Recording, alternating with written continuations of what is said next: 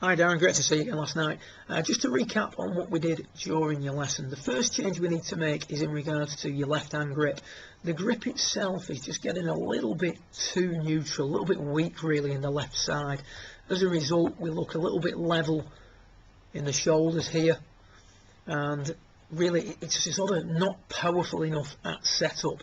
Strengthening the left hand grip will give you a little bit more of a sort of lower right shoulder. When you strengthen the left hand grip, you also realign the left forearm and the left shoulder.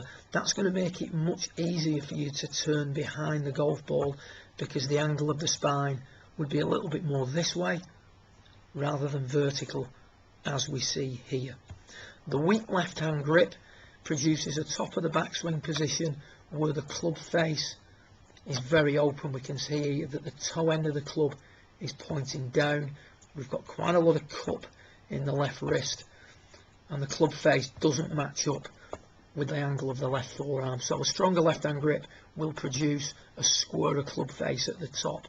That means that now you don't have to feel that you've got to flip the hands quite as much to impact and work as hard to square up the club face as the club is coming through. Having said that, the main area of concern with your swing is, and we use a triangle to illustrate this, is that you actually keep your head still too much. You need to free the movement of your head up.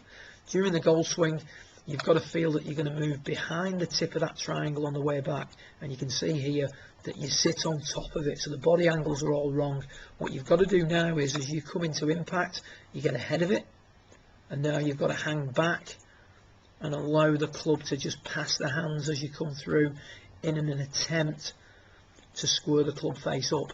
If you were to just unwind and carry on unwinding from that position, you're going to hit it a long way right. You're going to come in quite steep with an open club face. But unfortunately, if we back up a little bit too much, we can now tug it to the left also.